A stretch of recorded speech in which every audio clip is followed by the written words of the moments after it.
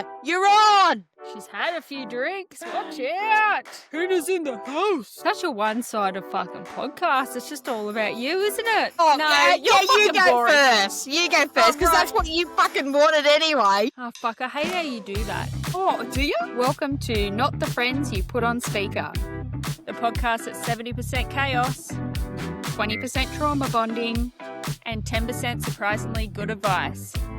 We're your hosts, Belle and Peter, serving messy stories, loud opinions, and the type of honesty that should probably come with a legal disclaimer. Right, let's fucking get into it. Send it! Welcome. No, I'm just joking. Oh, is 2026 going to be like that? I don't know. Is it? Not sure, but I just need to be warned if it is. All right. It can't be any worse than 2025, surely. Oh, surely not. Surely not. Anyway, welcome back to episode 9, guys. In this episode, we are going to talk about our small businesses and side hustles / hobbies. So today we're going to be talking about Peter's business, which is Brighton Oysters. That is an oyster farm on the mid-north coast and was an Airbnb prior to the devastating floods that happened. And my businesses / hobbies, which is Belle Ventures, which is my travel YouTube vlog, Sunny Mixer, which is my Thermomix consultancy business, and then we're also going to be talking about this podcast, Not the Friends You Put on Speaker. So welcome, Peter. Welcome back to 2026 and episode 9. Can you believe that we've only been doing this for a couple of months and we're on our 9th episode? I cannot believe it. It's gone so quickly. Happy 2026. Happy 2026. So 2026 has got to be so much better than 25, right? Right. Do you know, I'll throw a stat at you, that statistically, people that start podcasts don't get past their 20th episode. Did you know that? Didn't know that. Yeah. So the majority of people start up their podcasts and they generally fall off the bandwagon before the 20 episode mark. Okay, well, you know what? It's not easy doing a podcast, but it's a lot of fun. And I think that we have the momentum with the fun. Yeah, I think so too. I think it's allocating the time and the effort, but once we're doing it, like we were meant to do this yesterday and we were both like, nah, can't be fucked. Can't be bothered, Yep. whatever. But we had a good, 2-week break over Christmas? We did, yep. Yeah, so getting that momentum back up is a little bit difficult, but now that we're sitting here, we're like, yeah, let's roll through it. We both have a good time once we've done it. So, yeah, it's just getting back on that horse after, having a little bit of a hiatus. Yeah, for sure. I know, like, as soon as, like, the video starts up and you're there and I'm like, oh, yeah, here we go. This is cool. Like, this is where I want to be. So Is that it's 'cause so I'm good. cool? No, that's just because I'm here for the listeners. You're fucked. But that's Hey, a good thing though. Like talking about business is getting back on the horse, yeah? Because businesses take a lot of fucking effort, don't they? It's a lot of work.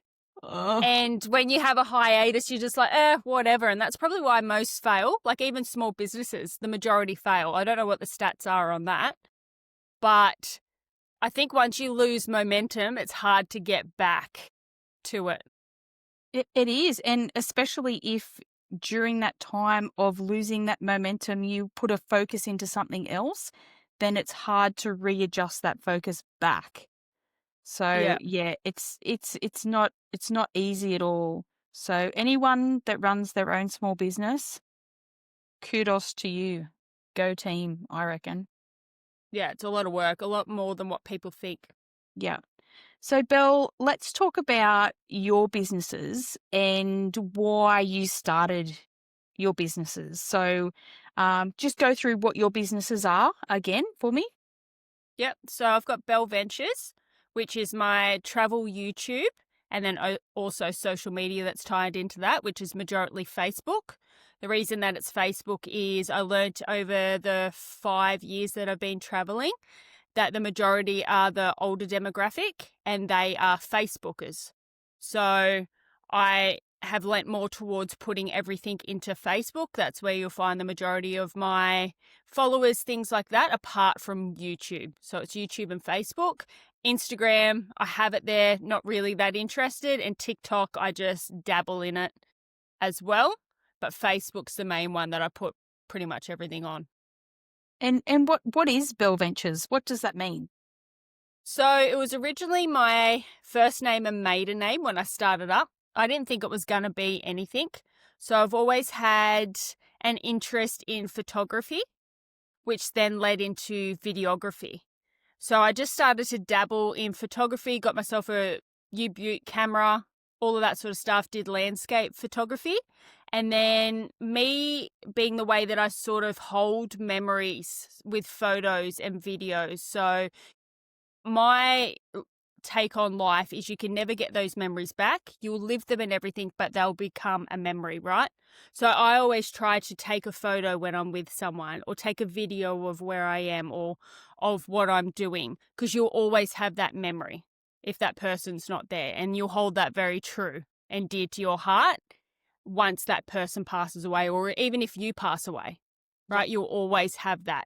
You have the memories, but you also have that physical memory there. So I've always been one to always take a photo. Even if I'm out for dinner with someone, it just holds and stamps that memory in time with that person. So I started up my YouTube channel based on my dog Lila. So she was getting quite old at that stage, not as old as when she passed. So she passed away 2 years ago and she was 13. So I think I started up the channel 5 years ago. So however old she was back then, do the quick math. And I wanted to dabble in that as a hobby for those memories. So I started just with the GoPro and recording our adventures. So like we had an Airbnb at Crescent Head. So I just went and filmed stuff like that. I had my grandparents in it, had my ex-boyfriend in it, has my dog, my mum, Rubes, all of that in it. So I started it for that memory stamp of Lila because she was getting older. And then that sort of morphed into what it is today with Bell Ventures. So when I got engaged, I changed the name to Bell Ventures because obviously I wasn't going to have my maiden name. And it's more generic. So I remember one day I was at Seal Rocks Caravan Park and I was sitting in my motorhome and the site was in front of these teepees, you know, those glamping tents. Yeah. And I remember I was sitting in there with all my windows open and I think I was doing some work on the computer or something like that. And the people behind me in the glamping tent read, because like on the back of my motorhome, I've got my stickers and stamps and things like that of my YouTube channel for advertising. And they read my name, Belinda Mordew. And then the guy goes, "Oh, what an unfortunate last name." Really? And I'm in there and I just like looked at him. I'm like, fucking hell. So anyway, that's why I changed the name, because I think Bell Ventures stands out a lot more than what your typical name is. It's more of a brand rather than a personalization to you specifically. It can include other people as well. Changed the name with that, and that's sort of how it was born. So my goal was to get to like monetizing YouTube. For that, you need, I think it's 2,000 subscribers, over 10,000 hours of viewing, X amount, this, that, whatever. You need a website. You need all of these ticking the boxes. Yep. So when we were working together a couple of years ago, I reached the 2,000 subscribers. Yep. Clicked the monetization. Nah. And I kept getting knocked back, and to the point that I didn't try anymore. I'm like, whatever. So then a couple of months ago, it was probably four months ago, I think, maybe. Yeah. I tried it again and got accepted within 24 hours. I was like, fuck yeah, I'm starting to get paid. I can turn this into a business now. So not sure whether that's because I had a big backlog of already uploaded videos or not, or whether it's because I had 2,500 subscribers, an X amount more. Or whether my subscribers were going up because I had regular posting, because I wasn't posting regular. It was very sporadic. Yeah. So if you want to like grow a channel and things like that, analytics, you need to know analytics, and posting regularly, whether it's once a week, twice a week, whatever it is, grows your channel, rather than posting once a month and then the next one's 3 months down the track and then the next one's 3 in 1 month and all of that. It's very sporadic. It doesn't really work for you if you're trying to get monetized and build your audience. So yeah, that's pretty much when I turned it into a business, registered the ABN, got the website, all of that sort of stuff to turn that into a small business, which means that I can claim everything now. Everything was wholly and solely off my own back that I was paying for.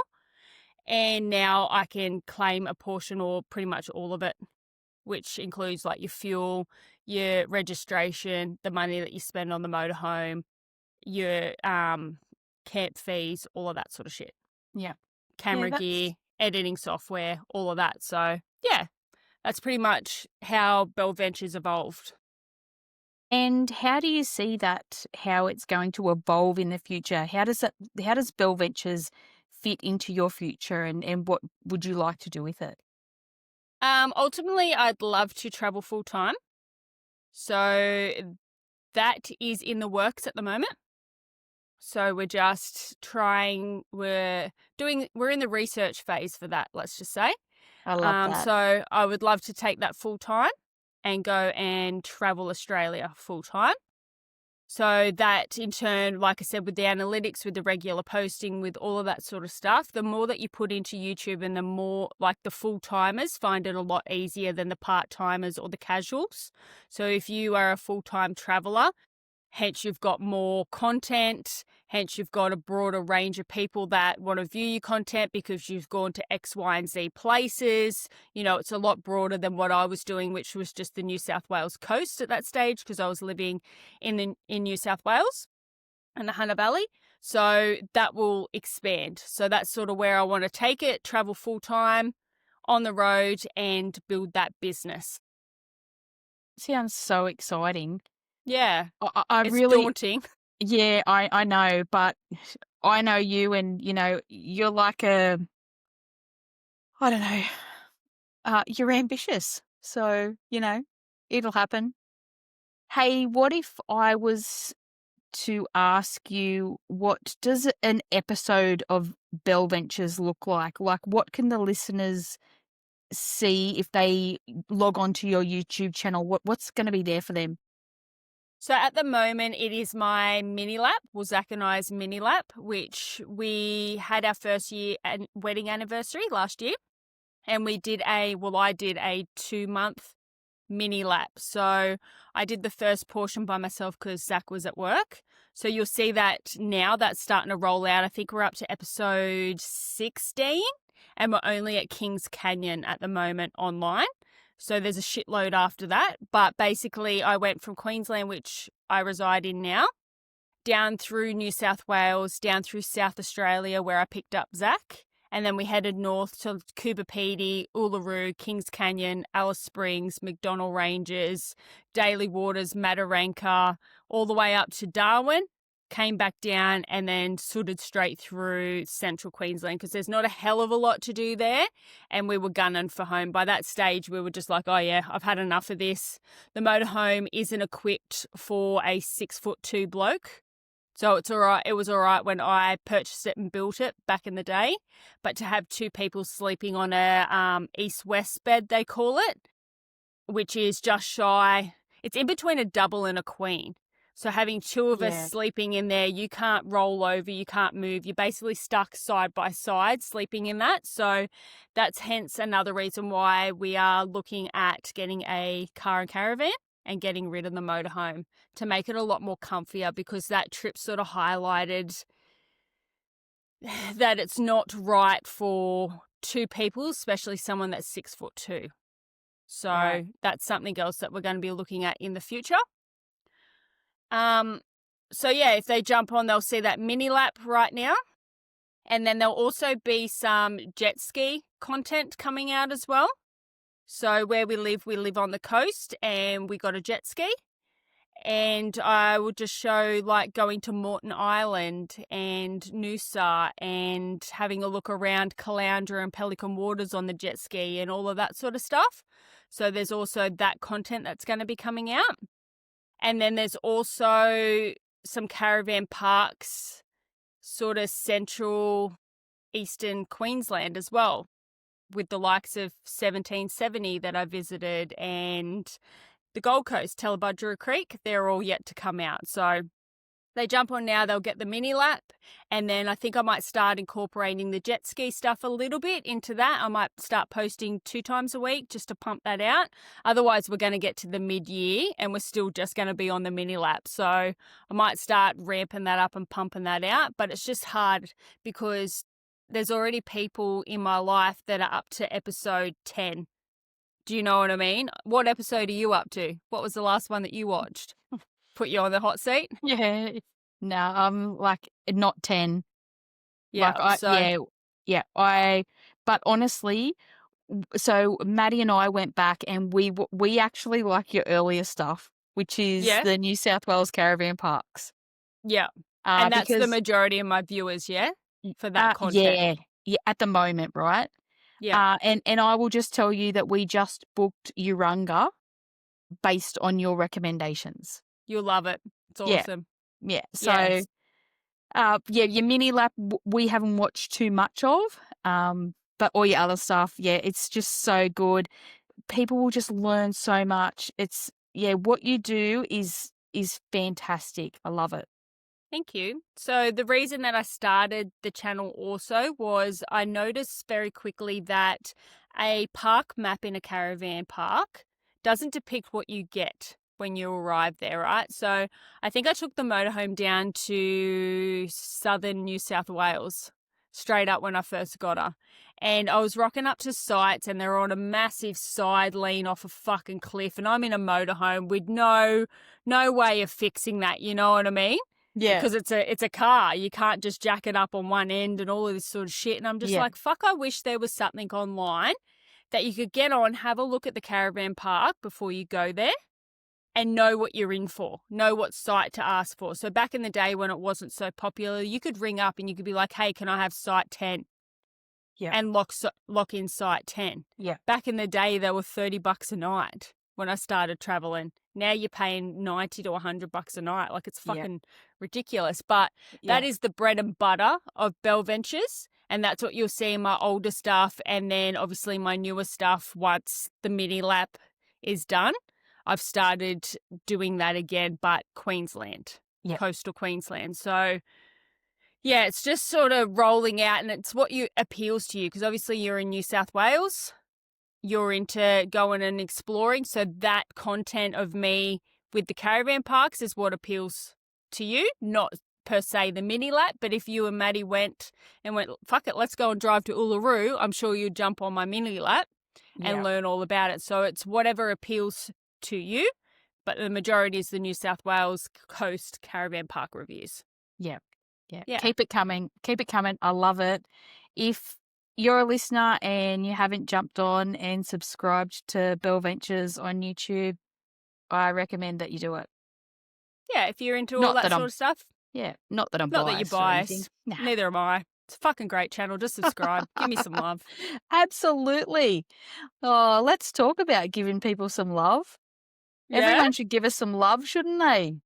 Sure. There have been, though.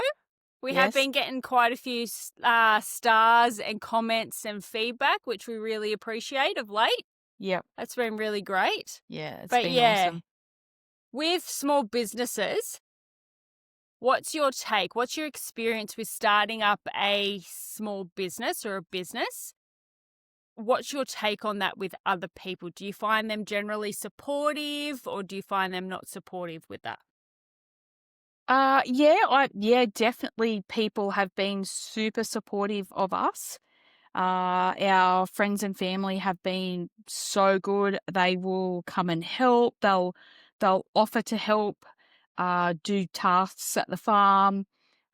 They'll buy our product. They'll recommend our product. They engage with us on social media, which is really, especially for your Bell Ventures, which is what you need because it's such an online business. But for us having, we're not so much online. We're more like come to the farm and buy some oysters and stuff like that. No, we've been supported really, really well. But I also noticed that some people are very quick to judge small businesses and are very unsupportive, and that I find that very concerning. In what way are they unsupportive and judgy? So I'll give you an example. The other day on our local community Facebook page, someone had commented about a business not being open in the holiday season, and and does this does this happen where you live? It doesn't happen to me. I just have middle-aged to older men come at me in comments. I don't have what you had to an extent, but yes, I do get that type of hate. Yes. Yeah. Well, this wasn't actually this one that I'm going to give an example about is not my business. It's just something that I've seen on our community page about another Oh, business in the community. I thought you were going to talk about that bloke on Oh, your no. Airbnb. That's where I thought we were going with that. Oh, yeah. I That's can where talk I about thought that you were bloke. going. Yeah. So yeah, well, let's talk about that bloke. So Talk about both. Yep. We'll go to the bloke because he's mine, and you know I do not like the bloke. So I can't even remember his name. I think it's David. Is it David? Fuck you, David. Yeah, fuck you, David. David's the new Karen.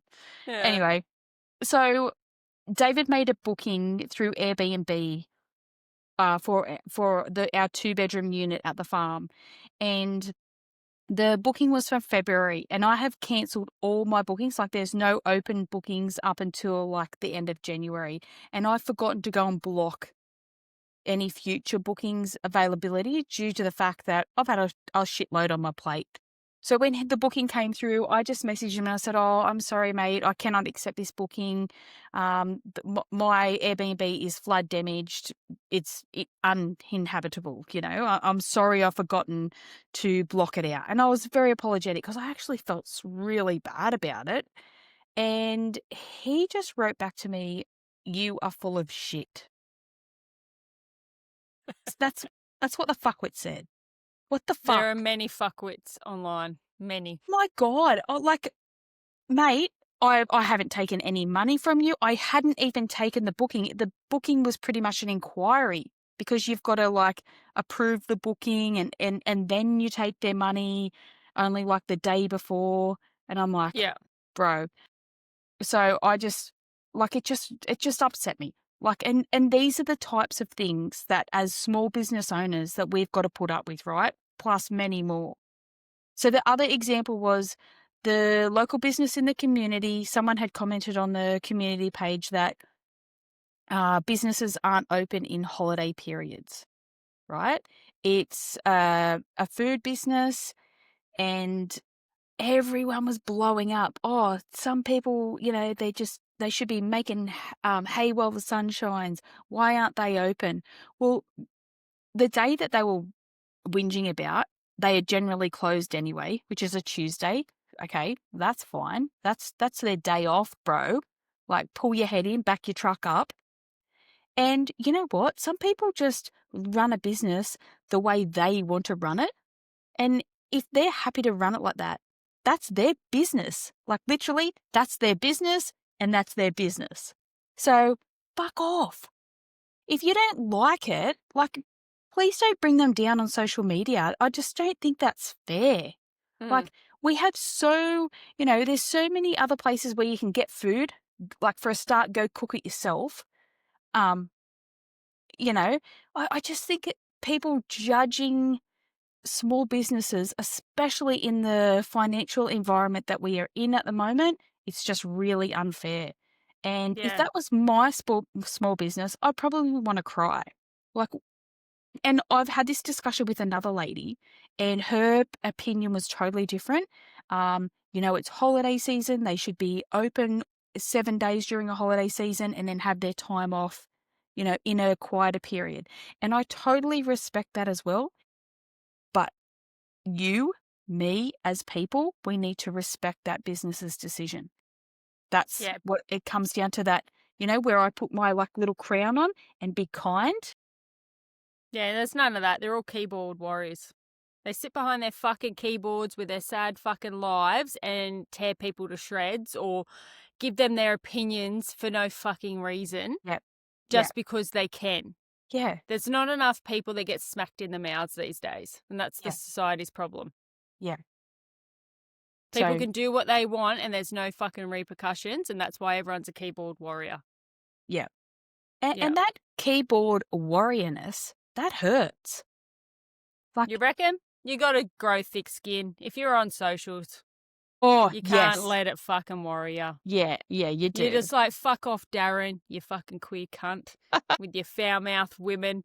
You know what I mean? Scroll on, brother. No one gives Yeah. a fuck. Yeah, let's talk about that just- guy. You just got to have thick skin. So, You want to talk about him? I want to talk about him now. Righto. We had Gary. Sorry, Darren. Yeah, sorry, Darren. This is Gary. Belinda's mate, Gary.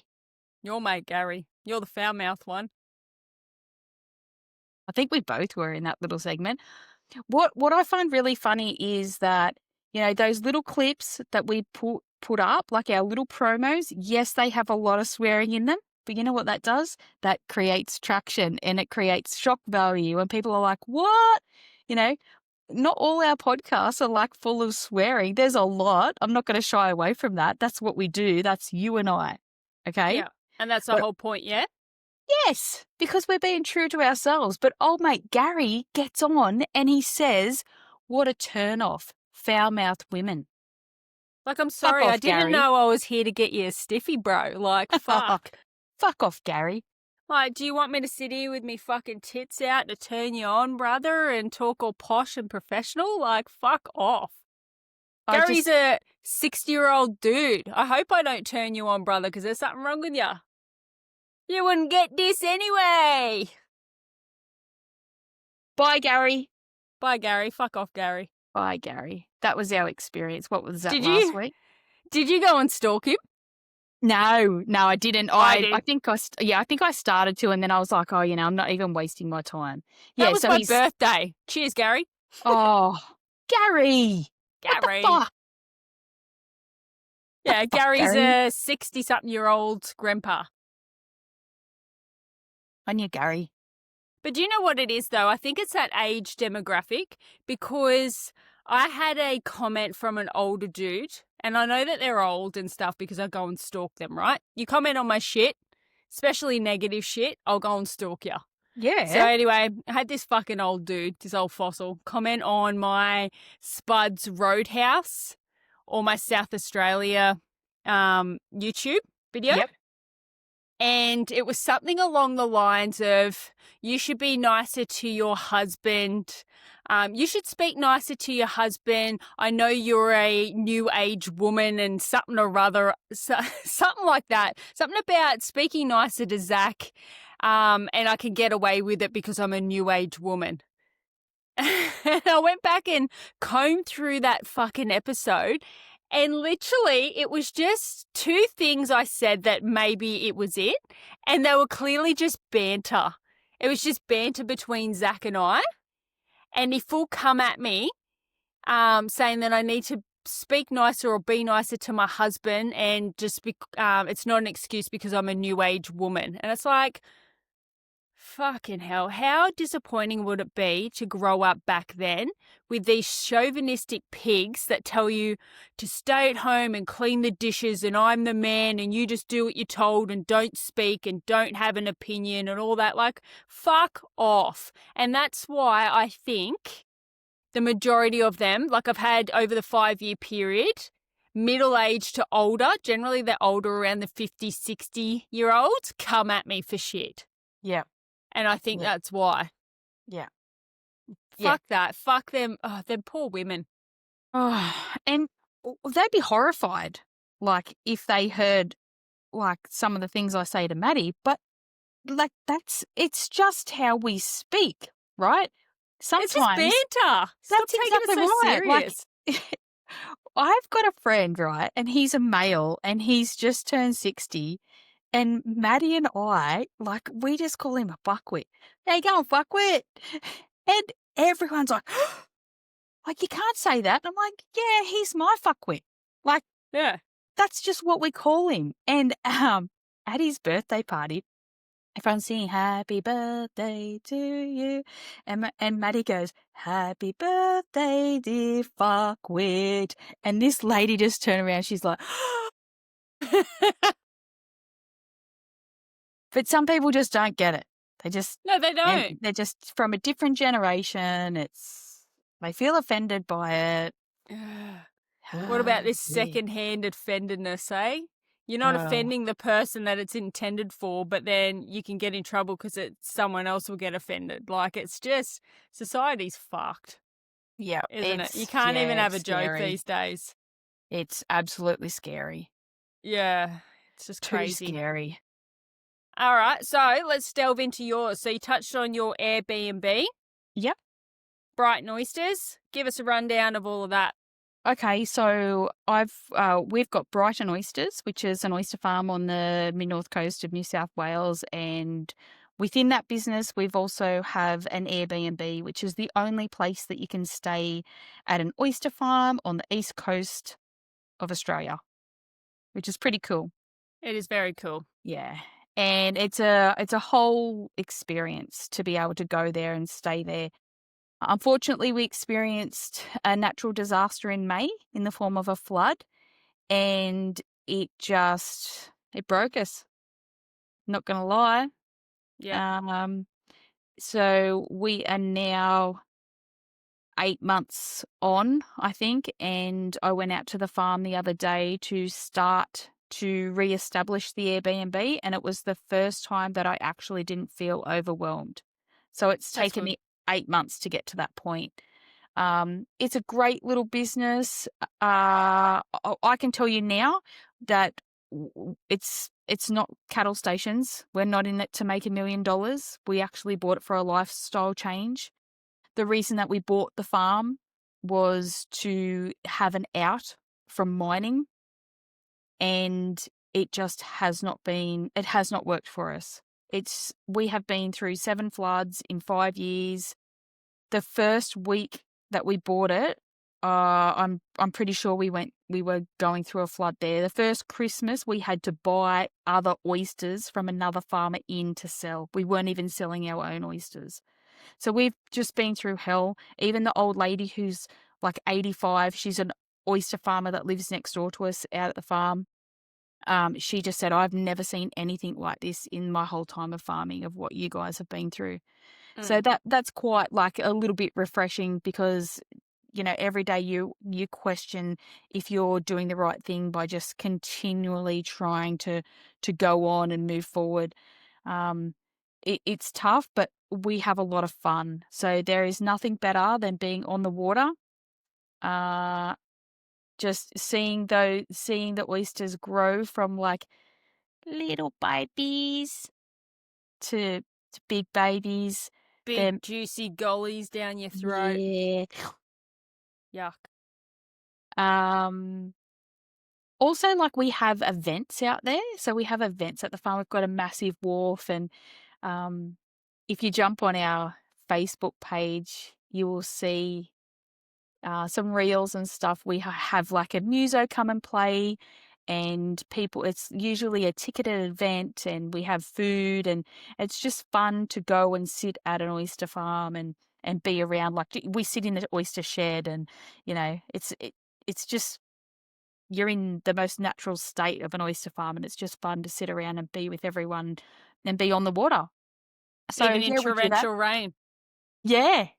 Yeah, so our first ever event that we held, we had, I think it was 100 mil on, like, within like It was a lot. 6-hour period. Oh my God. But it was so fun. That's the best It event that was. we've ever had. Yeah, that was so cool. good. Yeah. Yeah. So why oysters? Well, no particular reason. We're not oyster farmers, generational or anything like that. Maddie and I love oysters. We used to buy our oysters from this farm every October, and one October long weekend, Maddie went out to the farm. The farmer was saying that the business was for sale. Maddie come home and said, "Do you want an oyster? Do you want to buy an oyster farm?" And I was like, "Fuck yeah, yeah." And Sweet. then yeah, and then all everything that we've been through. So I we don't regret it, but it's been very tough. So yeah, we just bought it on a whim. Yeah, We right. absolutely bought it on a whim. And there was a And lot more to it than what you thought, yeah? Like with the yeah, growing of oysters.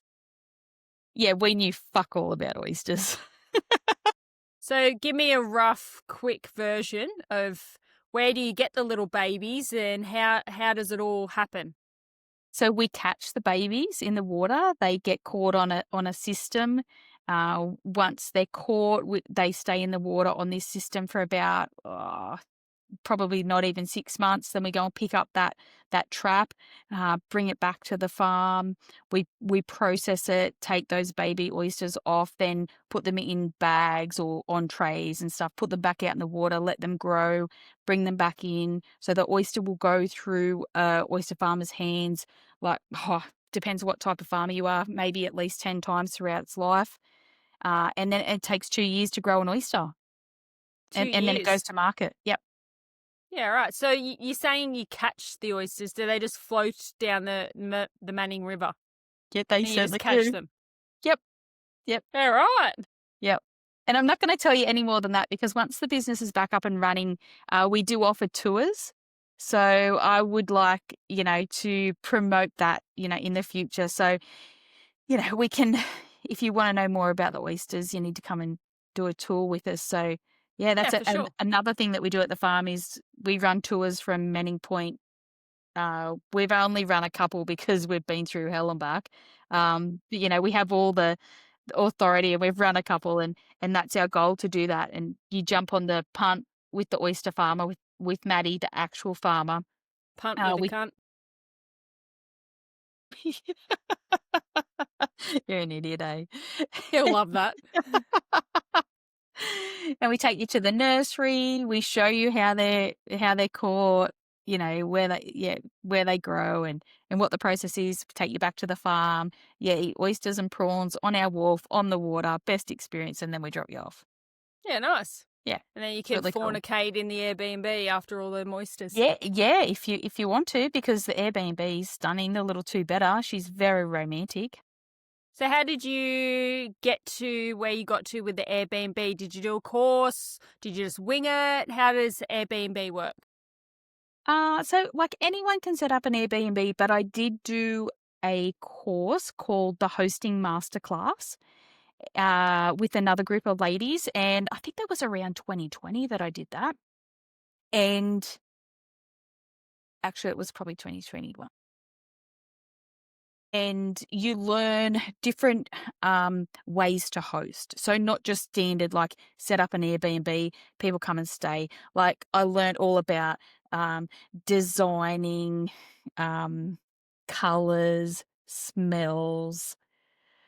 Oh, so many elements that can happen in an Airbnb. So that was an awesome class, and I'm very motivated by some of the ladies that were in my class. So there is a lady, Judy, who runs one of Australia's most successful Airbnbs, and it's called the Salty Dog on Pittwater. If you haven't seen that, you should just Google it. She's been on Sunrise. She has the best Airbnb, and she's part of the team that I did that with. And we still to this day have a chat group where we always run things by each other. What linen should we be using? Who's doing this? Why is this happening? What did you do when this happened? So I think like being in a space where you have like support of other people doing the same thing as you is amazing. And I hold all those ladies very close to my heart. So it was actually another lady who lives near the oyster farm. She had done the class a few years earlier, and I saw an article in the newspaper on her, and she ran a really successful Airbnb, and that's why I started to do the class. So I Yeah, highly rate nice. it. So good. Yeah, I learn a lot, and yeah, it's really good, and I don't think I would be as successful if I didn't do that class. Did you have a lot of people coming through the doors when it was up and running before the So floods? initially, no. So initially, no, because I had a minimum 2-night stay.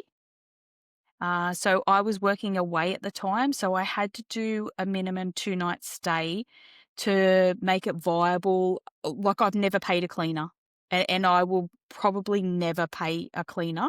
Like, I do everything myself. So because it's like 20 minutes off the highway. So it's a long way off the highway for travelers. So it's only really a place where you're going to stay for a long period of time. But in saying that, I recently dropped it back to 1-night stay, and I started to gain a lot of traction. Yeah, right. So it just all depends what people are after. There's multiple places that you can stay on the property. So I have a 2-bedroom unit and a 3-bedroom house. Some people don't like staying when others are there, but other people don't care. I've had multiple people stay at the same time. I think it's hard to promote. I've found it hard to promote, but there's a few extra things that I've studied and looked into and researched. So hopefully once we're all back up and running, things will change, and I'm back working in the local area now. So that will give me the opportunity to manage it a bit better as well. But I don't believe it's viable to pay a cleaner at this point. So as long as I can Yeah. manage it myself, I'm happy. Ever thought about getting someone to do your marketing for it, like your socials?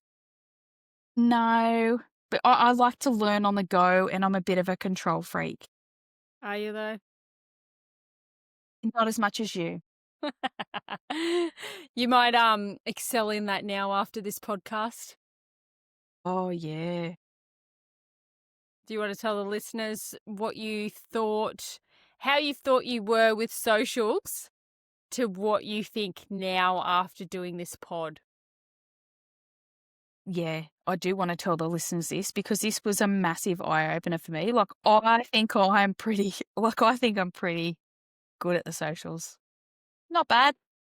8-year-old woman, she's smashing it. And then old lovey, Belinda comes along.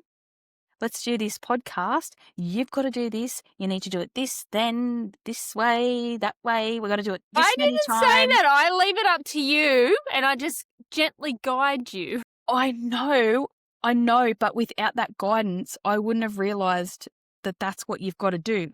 Like, so for the listeners that don't know, like with this podcast, and I imagine all other Belinda's businesses run this way, we're running off a fucking spreadsheet. We've got a document here for this, and this is listed here. We But had to do that though because you kept fucking it up. Absolutely. Yeah, I just didn't realize how much effort went into it, and especially with the podcast. So, like, my job is social media on the podcast, so I'm the social media person. Belinda does everything else. Apparently, she's the brains and the brawn, whatever, and she does the editing and da da da da. And I do all the reels. All Peter has to do is literally grab the fucking reel, put a spiel, post it. And how many times did you fuck that up? oh, so many times, so many times. Hey, what about when we first started and I'd do a post, and after I'd done the post, I'd sit back and be like, "Fuck yeah, got that one." Killing And it. then I'd get this text, "You've already fucking posted that," and I'd be like, "What the fuck?" That's a double up, Peter. What do you want me to do? Delete it? I'm like, duh. Like, I've got it down to, like, we've got a document. We've got the reels. I've named the reels. I've sent them to 3 different spots, right? I've got it in, like, episode this. These are the reels. Episode this. These are the reels. These are your anytime reels. Anyway, I jump on there. We're up to episode, I think, 4. She goes and posts an episode 6 reel. And I get on, open it up, and she's like, I've fucked up, haven't I? I've just posted the episode 6. I'm like, yeah, man. She's like, do I delete it? I'm like, yes, please. Now go and post the one about episode 4. But you've never done anything that's episode driven. So with Bell Ventures, with Sunny Mixer, sort of. Sunny Mixer doesn't have episodes, but Bell Ventures especially, Like, I'm well versed in that. It's like, this Yeah. is the episode coming out. This is what the reel is. This is what the spiel is. This is the link to the episode, all of that fucking jazz. I think it's easy, but I've learnt that when you've got a small business, I think it's a little bit different to when you have episodes. So obviously this podcast has episodes. So I didn't really didn't think that Peta needed that much because she does well at her Brighton Oysters posts, right? That I didn't think that I needed to go so in depth with everything. But yeah, it sort of opened both of our eyes, the differences with the businesses that you have, whether it's a oyster farm business with an Airbnb attached compared to a traveling vlog with episodes coming out, how different that social media effort and production is, so to speak. Do you agree with that? 100%. And that is exactly what it is. It's a production, right? It is. It's totally a production. You know, like now and like Belle said, we have a document that we work from. Everything's noted. Every time I do a post, I go in, mark it, put the date next to it, and I know exactly where I'm up to and how we're going to roll. Like we've got, between the two of us, we've got a lot of shit going on. So we definitely need something like that to track, and it's been very beneficial. But I do have to say thank you for the video tutorial that you created as well. You're welcome. I even got to the point where I screen recorded on my phone twice. I've had to fucking do something. She's like, I don't know how to do it. I can't do it. I can't see, blah, blah, blah. So I'd go in, screen record, show her where I'm pressing, what I'm doing, so she can go and replicate that. Like she's been sucking on me nipples a little bit too hard. But we're learning, aren't we? It's all fun. We are. And you love it. You love it. It's good. Like I said, we both didn't know. We've both never done a podcast. I've never edited podcasts. I've never edited reels from a podcast. You've never done social media from all these what are we sitting at? Like maybe 50 reels that you've got to sort through and find which one is which and post it with a spiel and all of that. So it's been a big learning curve, but it's been a fun one. And I think if like you said at the start, do you remember when I pitched this podcast to you and you're like, I just don't want it to ruin the friendship because you had a mate that was doing a podcast and they didn't see eye to eye or they had different opinions and different ways that they wanted to work. I think you and I work quite well because we don't take it so serious that we can laugh and we can be like, you're a fuckwit, or lead a horse to water, or my nipples are getting sore, or oh fuck, I fucked up, or whatever. We sort of just laugh about it and just go, oh, whatever. Like it's not that serious. And that's what I said to Peta. She's like, I don't want it to ruin our friendship. I'm like, I don't think it's that serious. As long as we're on the same page, we're communicating. That's it. It is what it is. So I think that's another thing that we need to talk about. Like, this isn't a business, but could you imagine going into a business that's earning money with a friend? Oh, yeah. That would be a whole different element.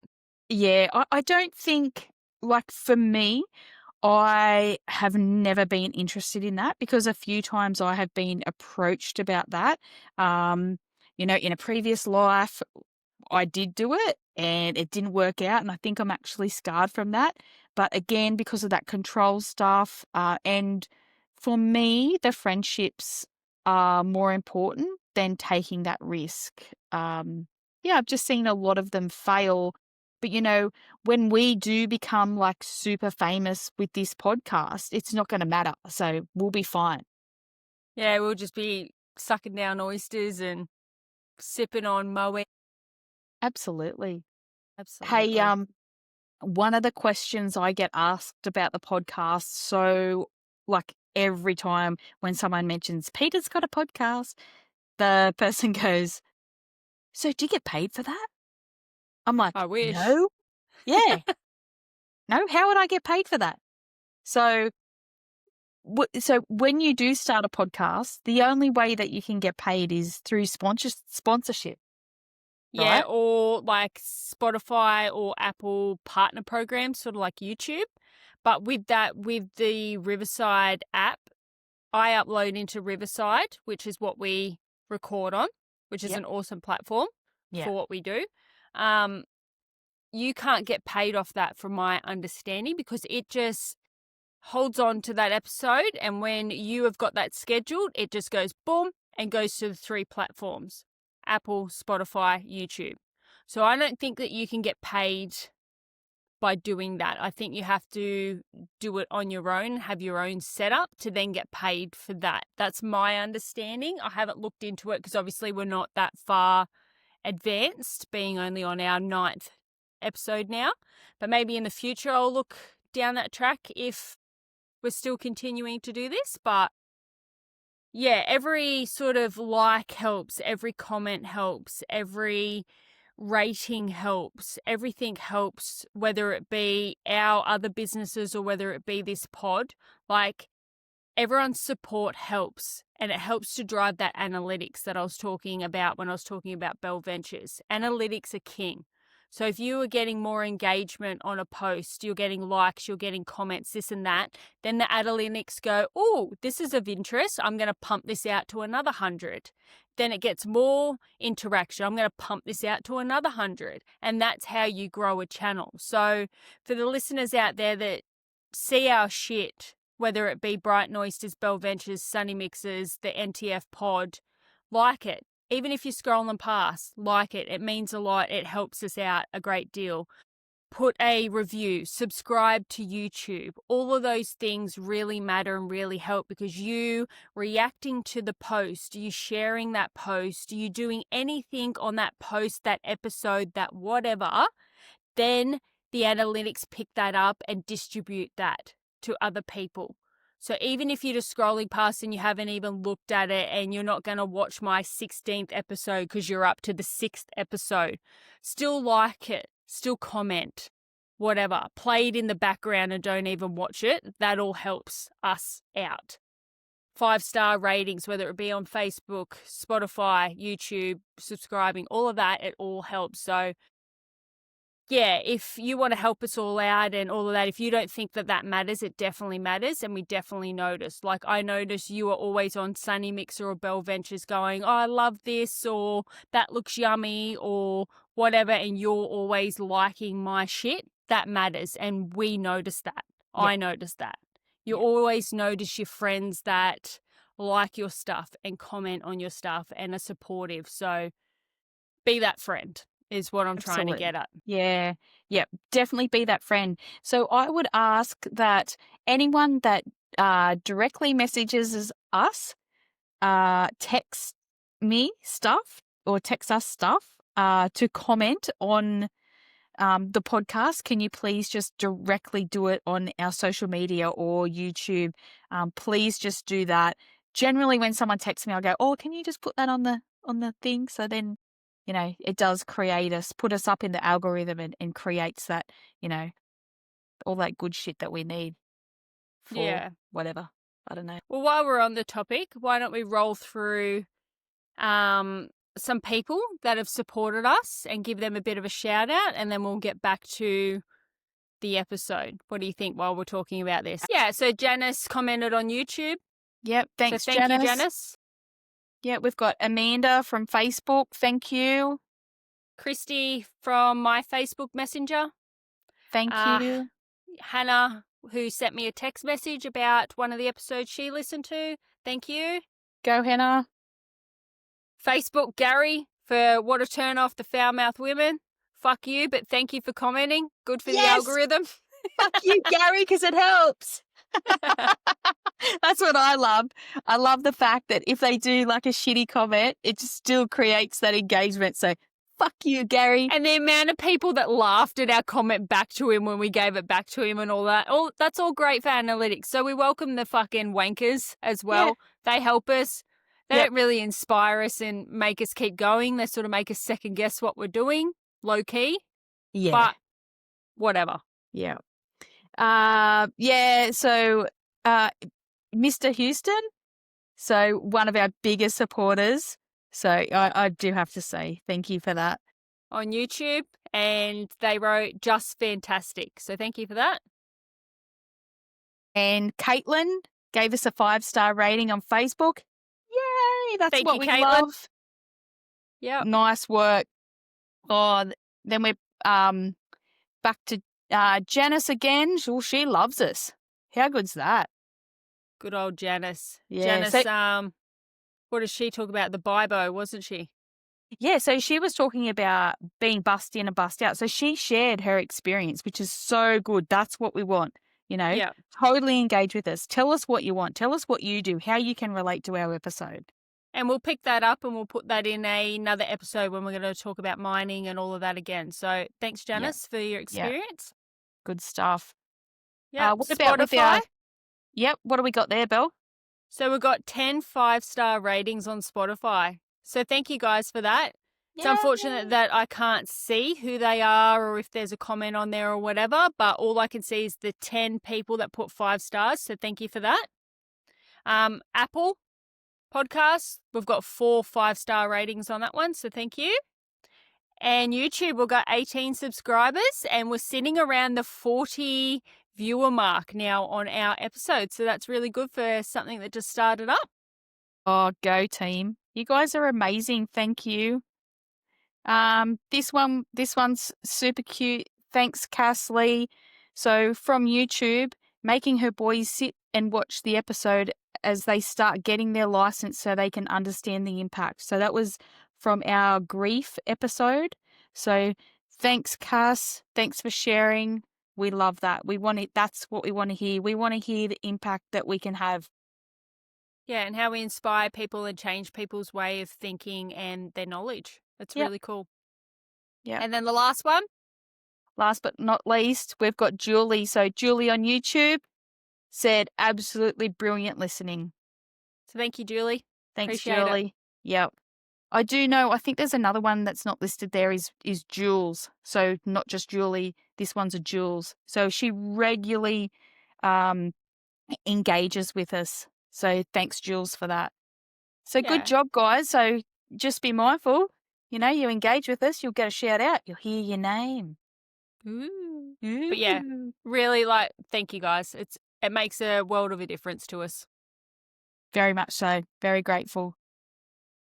Yeah, so what's next with your business, Pete? You said that you started working on the Airbnb. You're going to get that up and running again or what? I am. Yes. So I'm first of all going to get the house back up and back open for bookings. And I will do that over the next couple of weeks. I've already started. It's just a lot to do. And then I'll move on to the two-bedder, do the repairs that have got to be done and get that back up and listed. With the oyster farm itself, we've moved into what's called a grow period. So we actually won't be doing any sales, for quite a while. We lost a lot of stock in that flood. We have had to go and source incomes from other areas. So we're moving into a grow phase and those oysters that we're growing at the moment will be ready for Christmas 2026.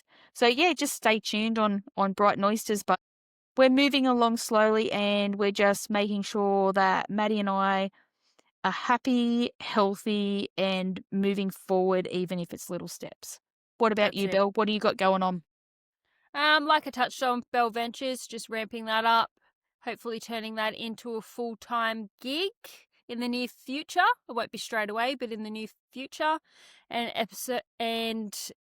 editing all the fuck ton of episodes that I got sitting there. Yes, so, and then also Sunny Mixer, we haven't touched on that. That's my Thermomix consultancy business. So currently they're running the TM7 Thermomix. So if you would like one, you don't have to be located in Queensland. You can just get in touch with me via the Sunny Mixer if you want a TM7, do online demos, Zoom, all of that sort of stuff. Or if you're located around the Brisbane Sunny Coast area, let me know. Come and help you out and set you up with one of the amazing TM7s. Yeah, a highly rated Thermi. They are so good. Yeah, especially those TM7s. Fuck, they're good. Make a brilliant margarita. Stop it. So good. Wow. Oh, wow. Oh, so, wow. that's pretty much what's in the cards for 2026. And then obviously sitting down and recording episodes with you How good's that? I just on knew NTF that. Pod. So what would be your ideal thing? What's your outcome for this podcast? What are you thinking? What do you feel? So, well, I just want everyone to listen. Like so my main things are I want people to more engagement. I want to know what people want to hear about so we can talk about it, because sometimes it's hard to think of a topic, although we've got like lots, but I want us to be able to appeal to our audience and continue to have fun. And, in the future, I want to get sponsors. I want to do it as a full-time job. Yes. What about Yeah, you? why not? It'd be cool to have someone come on and have like an interview type thing. That'd be cool. See what this Riverside can do that we're currently filming on and recording on. It would be cool to have someone else come on here and pick their brains and have that sort of 3 dynamic and see how that would work, and Oh, trying to edit that and all of that. I think I've got the editing down pat with you and I. It would be cool to have someone else on and add that 3rd dimension to all of this. So that'd be pretty cool. So if you've got a topic and you want to come on and have a chat, reach out to us. Slide into the DMs, send us absolutely. an email, however you want to do it. You don't need to, no one needs to live near us to be able to come on as a guest. You actually get sent a link. You'll just need to have what, Belle? A computer and a headset? Microphone, yeah, or you can do it on your phone as well. So you just need to be in a space with soft furnishing. So you can't do it in a bathroom. You can't do it in a big open space because of the echo. So even if you sit in your cupboard and just have the FaceTime on, as long as it's not echoing, will be sweet. Yeah. So and we can test it. So if you are super keen to come on as a guest, we can send you a link. We'll test everything. We can give you some feedback and make sure everything's right, and then we can just go from there. And guess what? You probably need to look at a document first, so we know what you want to talk about, what you don't want to talk about, all those fun things. There's a document for that, right? There is, that Peter's got to do. That's her job. That's my job. So if you want to come on as a guest, please let us know. And we're happy to talk about anything. Yeah, for sure. As long as it's, as long as it's good content that we can get a well-rounded conversation about, that it's not going to be closed off and just, as long as you've got something that you're inspired by or passionate about or something like that, we could talk about it. And I'd love to do an episode on questions. So I tried it out on our Facebook page. Send in what you think, your questions, and it's everyone's too scared to type something in. It's a little bit weird, but we'd love to do an ask us a question thing, anything and everything. And I'd love to sit there and be this person asked us this, and we'll answer it. There's lots of things that we want to do, but we still haven't got the engagement yet to do it. Yeah, we don't have enough people writing in or sending questions or responding or whatever it is. So if you see that pop up on our stories, ask us a question, give us feedback. What do you think? Please just jump in there. We'll keep you anonymous. There's no dramas with that. We've used people's first names. We haven't wrote what they wrote if it's directly to us. We've only said what's on the public platform. So we're very respectful and mindful of those sort of things. So yeah, just help us out. Give us some content to go off. Ask us questions. Put us in the hot seat. Give us some love. Ask Peter why she's such a fucking mole. Not an old prude. And you know what they say? Because Belinda drove her to that. I think you drive me fucking batshit crazy, and you know it. It's fucking fun. It's fucking fun. All right, well, let's end it here, hey? Episode 9. Good job. Catch you, cunts. Catch you, cunts. That's a wrap on today's shit show. Before you run off, make sure you follow the podcast, jump on the socials and give some love, and share this episode with the mate who should probably never be put on speaker. We love you. We appreciate you. Catch Catch ya ya cunts. cunts.